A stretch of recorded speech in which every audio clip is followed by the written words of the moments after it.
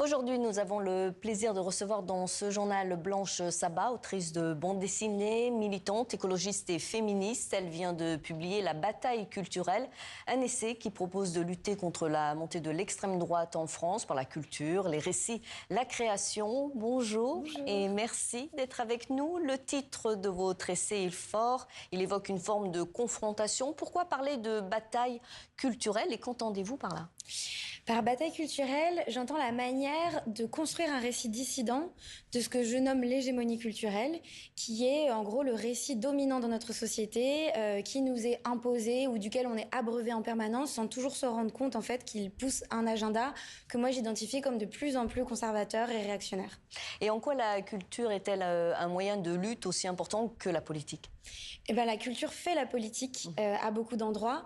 Moi, je pars du principe qu'entre réalité et fiction, entre récit médiatique et récit fictionné, il y a souvent pas une si grande différence que ça, et qu'on est le produit de fiction collective, et on est le produit d'histoires qu'on se raconte et de récits qu'on construit collectivement, et que donc promouvoir des récits qui vont dans le sens du progressisme, c'est œuvrer à faire avancer la politique dans un sens que moi je juge plus souhaitable pour tout le monde, c'est-à-dire collectif, solidaire. Alors, on l'a vu dans votre livre, je l'ai vu, le féminisme occupe une place centrale dans votre livre. Pourquoi est-il, selon vous, au cœur de la bataille culturelle ?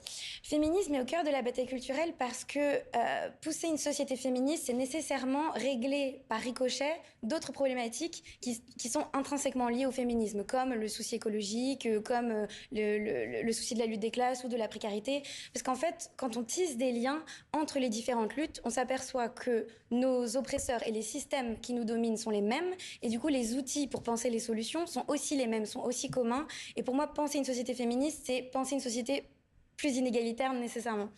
Alors vous écrivez qu'il faut... Plus égalitaire, pardon. Plus égalitaire nécessairement. Vous écrivez qu'il faut lutter contre le fascisme dans la joie. Pourquoi cette notion de joie et de créativité est-elle si importante ? Elle est importante parce qu'on a du mal collectivement à se convaincre qu'on peut obtenir des victoires, qu'on peut y arriver. Il y a une forme de fatalisme et de découragement ambiant, accentué par tout un tas de nouvelles très anxiogènes qui arrivent, et l'état du monde, qui, force est de le constater, est assez quand même alarmant. Pour autant, célébrer les victoires d'étape, se rappeler de ce qu'on a conquis, ce qu'on a réussi à accomplir ensemble, c'est une manière de se convaincre qu'on peut arriver à conquérir d'autres choses, que la vague en fait de pensée réactionnaire n'est pas inéluctable.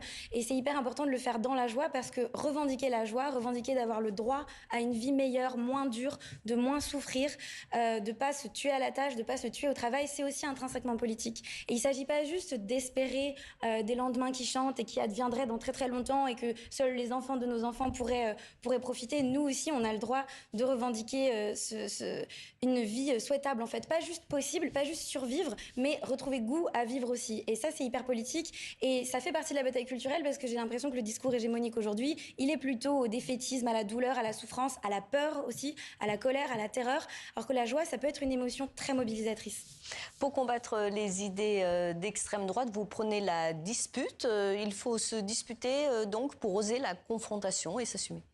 Oui, je pense qu'il faut oser l'inconfort. Je pense qu'il faut assumer le dissensus de temps en temps, et non pas se rétracter derrière une politesse un peu de circonstance et dire bon, on n'est pas d'accord, comme si nos sujets de désaccord c'était juste les goûts, les couleurs, comme si on n'était pas d'accord sur la météo ou sur la couleur de nos rideaux, alors qu'en réalité il s'agit de questions extrêmement graves comme le racisme, comme le changement climatique, des sujets sur lesquels assumer le désaccord, c'est aussi mener la bataille culturelle, parce que c'est dire ces pensées-là, elles sont pas acceptables, mais je vais discuter avec toi, je vais t'expliquer pourquoi c'est inacceptable, je vais t'expliquer pourquoi des pensées qui peuvent être assimilées à de la misogynie, à de l'homophobie, sont pas acceptables dans un état de droit, mais on en discute ensemble et on change d'avis ensemble. Mais pour ça, il faut oser le dissensus et oser avoir des conversations qui fâchent, des conversations qui dérangent.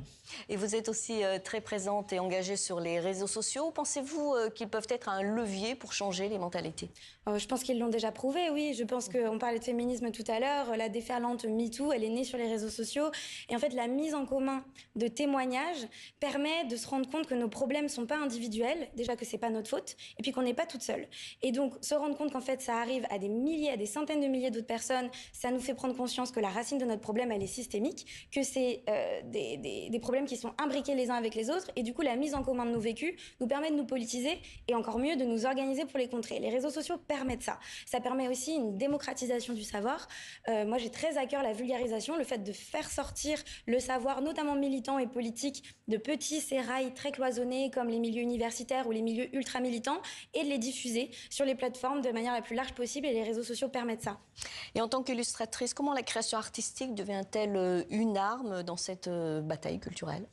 Eh bien, je pense que les images peuvent être politiques. Je pense que nos narrations, par le dessin, mais aussi par les arts en général, en fait, l'esthétique, par la musique, les livres, les films, les podcasts, en fait, on voit que toute une frange de la jeunesse, mais aussi de la jeunesse militante, s'est emparée de ces différents canaux artistiques et les a politisés.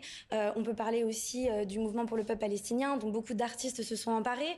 Et en fait, ça permet de faire émerger des consciences politiques chez des publics qui sont peut-être un peu éloignés de cette politisation, qui se désintéressent en fait des partis traditionnels ou des appareils politiques comme le vote. Et grâce à l'art, on peut transmettre des messages d'une façon qui est plus agréable et peut-être plus accessible que nos méthodes de faire de la politique traditionnelle. Et vous parlez aussi de convergence des luttes, féminisme, écologie, antiracisme. Comment construire cette union alors que la société paraît de plus en plus divisée? Eh ben, alors ça c'est vraiment une question délicate. Moi je pense qu'en recréant du dialogue déjà, en restant pas forcément campé sur ses positions et en acceptant que les gens ont d'autres choses à nous apporter et qu'on a des choses à leur apporter. C'est-à-dire qu'il ne s'agit pas de individuellement se positionner sur toutes les luttes et d'être expert de toutes les problématiques, parce que c'est tout bonnement impossible.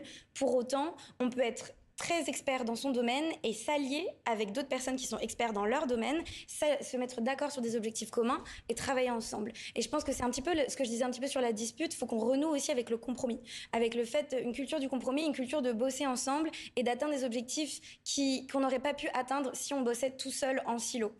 Merci beaucoup Blanche Sabat pour cet entretien. Je rappelle le titre de votre essai, La bataille culturelle, paru aux éditions Casterman. Merci pour votre présence sur TV5 Monde.